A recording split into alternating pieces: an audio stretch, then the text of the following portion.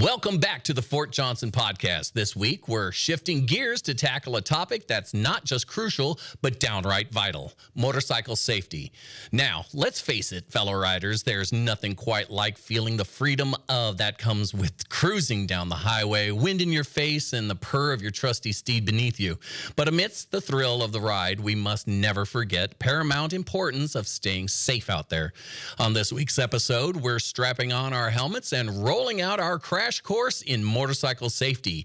From the must-have gear to that could mean the difference between a close call and a catastrophe, to the essential skills every rider needs to navigate the asphalt jungle with confidence, we've got you covered from headlight to tailpipe.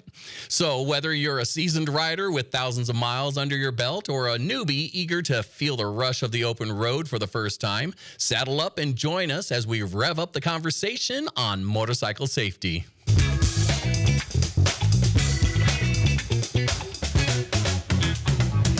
Good morning, good afternoon, good evening, whenever you are listening or watching this podcast. I'm Jeff England from the Fort Johnson Public Affairs Office, and you're watching the Fort Johnson podcast. With us today, we've got two special guests.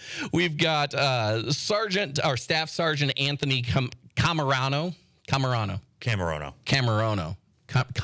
Cam. Everyone calls me Cam. Cam. I'll call you Cam, too. And CW4 Brendan Murphy, which is a much easier name to pronounce. Yes. Yes. Murphy, it's you.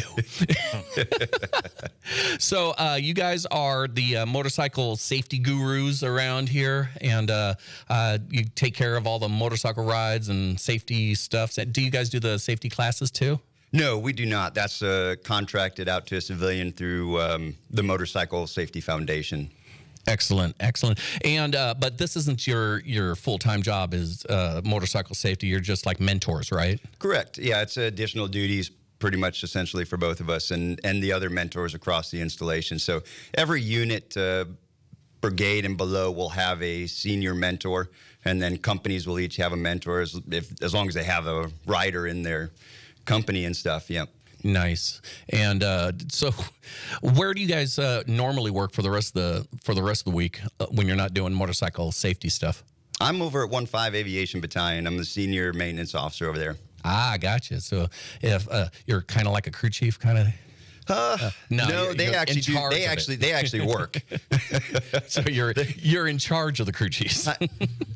In a way, yes. We just manage the maintenance program, and myself and other maintenance test pilots over there, we make sure that the aircraft are safe and airworthy to go out on mission. Yeah, that's safety is safety. It is. Yeah, it doesn't stop, there's no aspect of really there's no aspect anywhere, but there's no aspect in the Army of what we do, whether we're ground or aviation, that doesn't really revolve around safety. Yeah.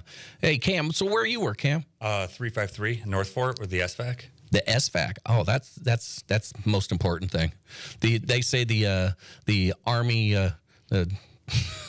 No, never mind. I don't know.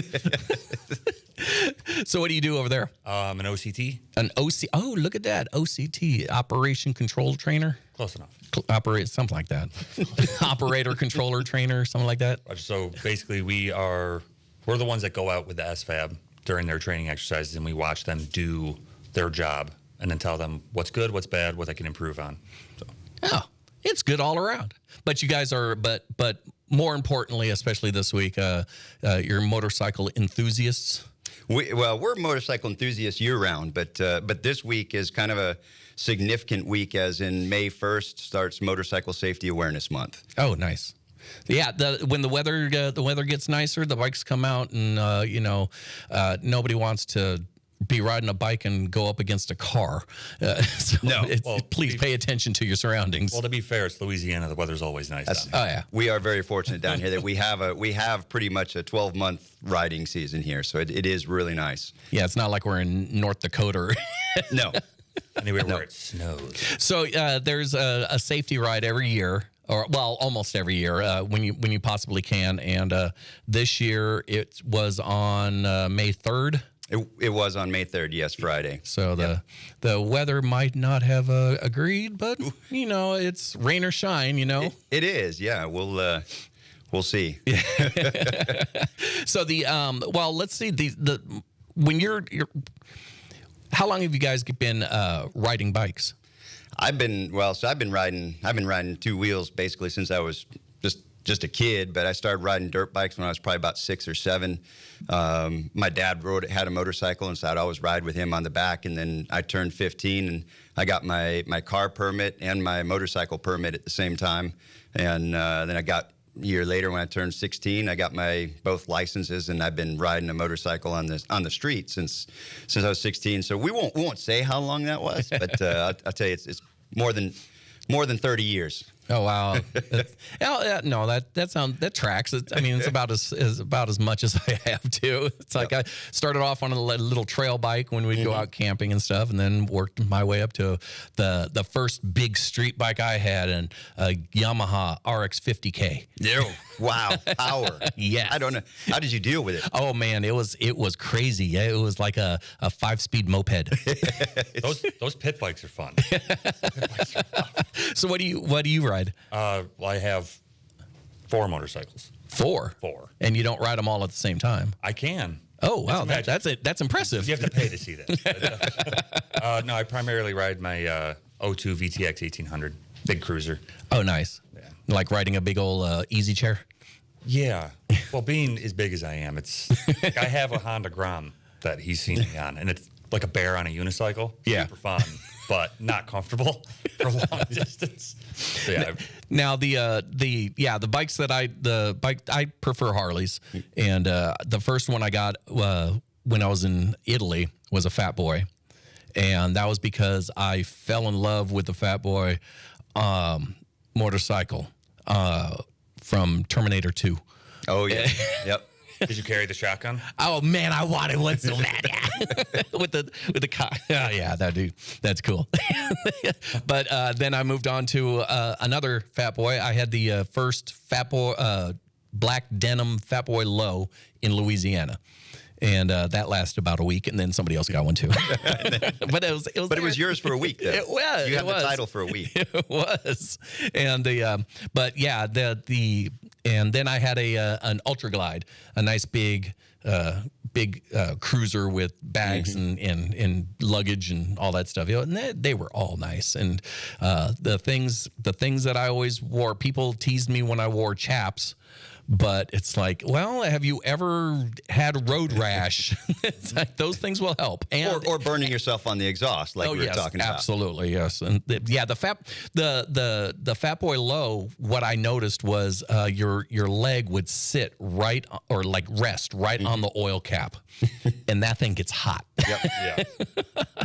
I've never had an incident on asphalt on a street bike, but I've had my fair share as a kid, even as an adult, on dirt bikes. Oh yeah.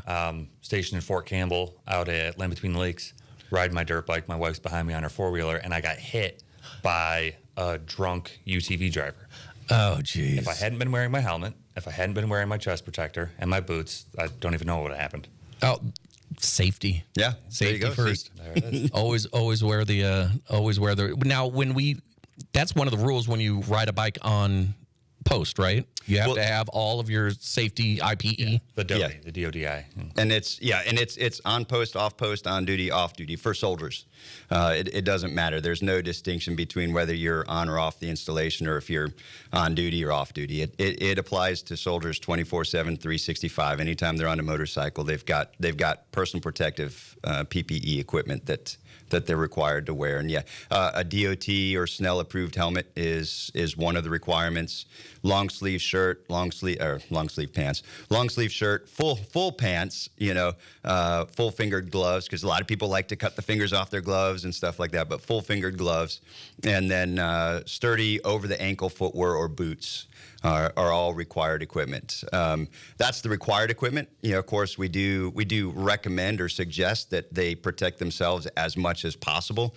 And so, depending on there's a lot that sport bike riders. There's a lot of jackets and pants that have all kinds of padding and stuff that they can wear. And for non-sport bike riders, for cruisers, tours, and stuff like that, they actually make jeans now that have the same protection as the sport bike or the off-road or the racing equipment. Oh, that's cool. Yeah, they're fully padded jeans in the knees and the side. As a matter of fact, we were talking a little earlier, they actually have airbag pants now. Yeah. I'm not sure. I don't think I'll ever invest in that myself. But the idea of driving down the road and somehow activating my airbag pants, just I don't know that would work out real well. But the Facebook videos look really cool. Oh yeah, I like that scene from Demolition Man when Sylvester Stallone crashes the police car and it fills up with foam. Yeah. Yep. So, and that I did not know that was on and off post. It is. Yeah. Yep. Is that did that happen within the last 20 years or something? No, that's been. I'll tell you, as long as I've been in the military, we've had some version of what we know now as the motorcycle mentorship program, and that's actually not an Army program. It's a Department of Defense program, but it is mandatory that every unit, every command have a motorcycle mentorship program with a designated motorcycle mentor. But that requirement for that PPE is in AR 385-10 as well as the DODI, the Department of Defense instruction for the program. Yeah, that's crazy. I didn't realize it was off post also. Well, there's a lot of confusion about the whole program as a whole. People think that, soldiers think that you can just go buy a dirt bike, and as long as you're not riding on the road, you don't have to have the BRC. Not true at all. You have to have the BRC. If you're going to ride an ATV, you have to go through that course. And I've had a lot of soldiers in the past say, well, I would ride, but then we have to do these packets and we have to do that. I always tell them the BRC's free, normally costs $400. It's free for us.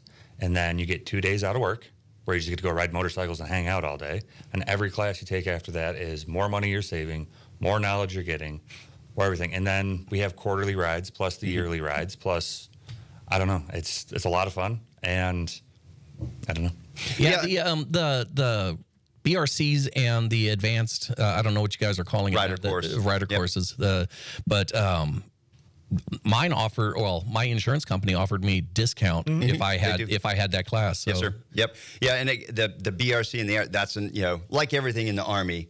Every few years we have to change the name of what things are called just to keep people on their toes, I guess, or maybe for somebody's civilian evaluation or whatever, But yeah, it is the basic rider course now, the BRC, and the advanced rider course, the ARC. So again, back to the mentorship program and the Army regulation. We are required somebody who owns a motorcycle. There's a couple of requirements that they have to be able, as a soldier, to be able to ride that motorcycle. They have to have the motorcycle endorsement on their license, on their state license, and they have to have a Motorcycle Safety Foundation card showing that they have successfully completed those courses. So they have to have the BRC before they can ride. And then within 12 months of completing the BRC, they have to take the ARC, the Advanced Rider course. And then they have to retake that Advanced Rider course every 5 years, or upon return from a 6-month, 9-month deployment. There's some other requirements in there that the mentor, their unit mentor, can take them on a mentorship ride and check them out, or they can go and retake the course again. But both of those courses are offered here on Fort Johnson for all soldiers. And like Cam was saying, it's free. They can, if they want to, they can elect to go and they can take it off post. They'll get the same type of card and it meets the same requirements. But they're going to spend about $300 or $400 to do it. That's a lot of money to save. It is. It's offered free here, and we're really trying to get out to people through the mentorship program and stuff. We're trying to get them out to take these courses because it is on contract here, and we're contracting a certain number of seats a year for each of those courses. The problem is if we don't fill those seats, then we're going to lose those seats for the next fiscal year. And right now, historically, over the last 2 years, we've only been actually filling about 80% of those seats for the BRC, and we've only been filling about 60% of those seats for the ARC. So we know we got riders that need them, and we're trying to get the word out to them. We're trying to get them, get the courses. But of course, it is the Army. And, they get scheduled for the course. We understand that. And then mission comes up, this comes up. But we really need to get those seats filled so that we don't lose them. Now, how do you sign up for that? Is you have to go through a website to sign up? You do. It's an MCOM website, but the best way to do it is to contact their unit mentor. And then he will take them, he'll get them signed up, and they'll get an email. They've just, over the last, I think, probably about 6 months or so, there's now about a 3-hour online training course that you have to do before you can, you sign up for the course, and then you'll get a link for the online training portion. So now you take that 3-hour or so online training course, and then you take that certificate with you to your scheduled BRC or ARC date. And then you'll take that course. The BRC is, it's 2 days. Yeah. It's 2 days here. Some installations, they do 3 days. They do a half day, a full day, and then a half day. Here, it's pretty much just 2 full days. And I'll tell you, too, been riding for over 20 years. And when I had to do my ARC here with the instructor, Mr. Schroeder, there's always something you can learn. That man can do things with his Harley-Davidson people on sports bikes can't do. There's always something to learn. And, Yeah, I had the same experience. It was I went in there and it's like, I thought I was a halfway decent rider, and then he taught me how to do all of these other things. Like, whoa, this is cool. Yeah, the BRC, the ARC, you're never going to go above probably about 20 miles an hour. When you do the skills test, all the skills training and stuff, it's over on the motorcycle range, and you're just learning how to weave around cones, quick stops. You're learning how to do all of the things that you're going to encounter on the road, in a traffic environment, on a road environment, but you're in the protection of a closed course, and you have more experienced riders, because even in the BRC, you still have other experienced riders that are going through it with you.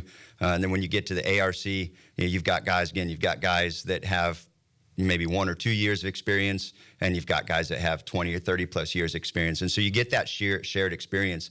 And that really is kind of the down and dirty of the motorcycle mentorship program. And there's a lot of like angst among soldiers that want to ride motorcycles, or that do ride motorcycles, but they try to do it incognito, right? We call them ghost riders.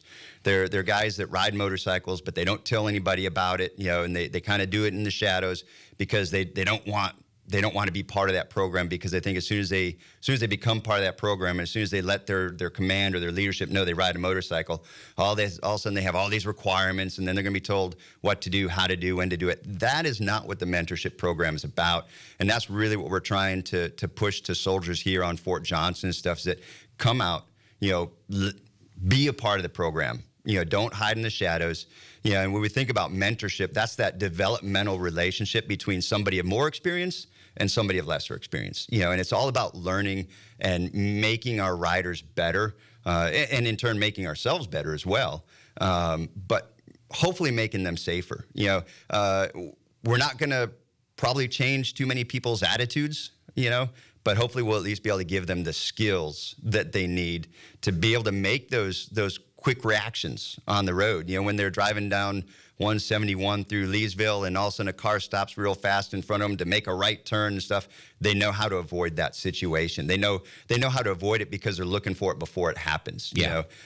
So many motorcycle accidents, occur not because it's the motorcyclist's fault, because we'll just call them four-wheel vehicles, but a four-wheel vehicle makes an improper, traffic maneuver, runs a stop sign, runs a red light or something like that. So it's the vehicle's fault. But in so many cases, the motorcycle rider might have been able to prevent that by just having the ability to think forward and to be looking for certain cues that he might be in a situation or get into a situation so he can avoid it. Yeah, some of the like the easiest things to just remember is like don't ride in a blind spot. Yeah, no, absolutely. And I tell the guys that who I mentor and stuff, I tell them, I said, you're a motorcycle rider. You do not have the right of way. You don't have the right of way nowhere. You know, the minute you start thinking you have the right of way, that's probably about the time you're going to get yourself into a situation. You know, so if you ride with that mentality that you don't have the right of way anywhere, then you start looking for that. You know, you start identifying vehicles that are going to, you know, turn in front of you and stuff like that. Turning in front of you. That's always not happy. No, I've always assumed that nobody can see me. Exactly. That's how I've stayed safe on the road, because I see somebody pull up to a stop sign and they look me dead in the eyes, and I still say to myself, "You don't even know I'm here, do you?" And I just He look right through you. be prepared. Be prepared. And there's a big confusion too among soldiers that they think that with the mentorship program that they have to ride in a group. When we do our group rides, you have to ride in a group. And me personally, I don't like riding in a group. I don't like it. And I tell them, you don't have to. We have to do your quarterly check ride, but it can be just you and me. You go out and do your thing, and I'll just follow you. I can follow you in my car if you want me to. But there's a lot of misunderstandings among soldiers, and it's like Chief said, I have had so many soldiers come to me with gripes and complaints about the mentorship program, and just knowing the information just to change their mentality on it, gotten a couple people in the battalion to start riding because of it. Yeah, I've noticed a lot of anger or what is it called, the disgruntledness is usually due to ignorance. It's because they simply don't know. It's like, well, yeah, I'm going to do this and I'm going to do that. And it's like, no, that's just a statement not it. about life. Yeah, it is. It's just a statement about life. And speaking of being disgruntled, have you ever met anyone that was gruntled? No, Yeah, I don't think so. Me neither. Is that a word? I don't even know. You got disgruntled, but you not gruntled. But I digress. So you said, now the course, it's not available for the civilians, is it? It's available for anybody who works on post, not for dependents, unless the dependent is a TA civilian. Okay. So if that makes any sense. Like my wife, she's a veteran, but she doesn't work on post. Right. So she can't go. Now, see, when I went through, I was in the National Guard, and back then, no civilians were allowed, and as a National Guard, you're Unless a civilian. you were Title 10. Yeah, yeah. So what they did is they put me on orders, and I was able to go through that way. So that was cool. So I was able to knock out some days, and I was able to take the course, and it helped. I couldn't believe how much. I mean, it just surprised me. It's something as simple as when you're going into a turn, look where you're going to end up, not where you're going. Yep. And it's like that. That's like, it took a while for me to get used to it because I was afraid I was going to run off the road or something. But it's like, whoa, I was able to make such a small circle after I started doing that. It's like, oh, wow, I can actually make a U-turn now. I didn't know that I could scrape floorboards on my cruiser. Isn't that crazy? Until Richard taught me I could. That is crazy. I did the same thing. It scared the heck out of me. Yeah. It's like, Yeah. The first time you do it is a little unnerving. Yeah. Yeah. So so you've got the basic and the advanced, but is there still the street bike course? There is not. No. There's not Nope. more? They look at that. Gotcha. So that actually started in about 2007, 2008. They came out with the sport bike course. Yeah, I've been around for a while. And that's about when it came out. I actually was part of the test phase of that. I had just started flight school out at Fort Rucker, now Fort Novosel in Alabama, where the Combat Readiness Center is. And so they had they were just doing the test phase of that, and so they were asking everybody who had motorcycles at Fort Novosel. They're like, "Hey, do you want to try this sport bike course?" I had my dual sport, which is a little different than a sport bike, but I was like, "Yeah, I'll try it" and stuff. And it was a good course. I don't know why they've canceled it. I'll be honest with you. It was most of the same skills that you do in the basic and the advanced rider course, just a little bit faster and a little bit more, I guess, a little faster, and a little more extreme, maybe, doing tighter corners, tighter turns, and that type of thing. So I think because there wasn't really a whole lot of new information in it, they kind of did away with it. Now it's just all under the ARC. Oh, that's too bad. Kind of too bad. But I never took it because there was The street bike version, or the I don't know, they have all kinds of nicknames for them, but I was able to test ride a Buell back when they had those. And, you know, I was used to riding the big tank of a fat boy. And I'd hopped on this Buell and I'm riding. It's like, first of all, my hands were just like really close together. And it's like, oh, wow, this is cool. Okay. So I get up to a stoplight. And I take off from the stoplight, and I didn't even gun it. And I popped that front wheel off the ground. Scared me to death. It's like, took it around the block, took it back in there, and said, thanks for the ride. Yeah, going back. No, I'm going back to the tank. Yeah, I can appreciate that. Yeah. So the rides, like this year's ride, where'd you go, or where's the ride to? So it's LA10 out. It's out. What was it? Gate 5 there by the post office. I think it was Gate 5. I always get the gate numbers mixed up. Post office gate is what I call Yeah, the post office LA10. gate. Yeah. Yeah. So it'll be out that gate, LA10, and then we'll go down to Oakdale, and then we'll turn south. I think it's 165 down to Oberlin, and then we'll make a right there on, I think 26 it is. And then Oberlin out, and then we'll come up to hit 112, and then we take 112 out to Rose Pine, and then 171 back up. It's not nearly as far as the one I went on.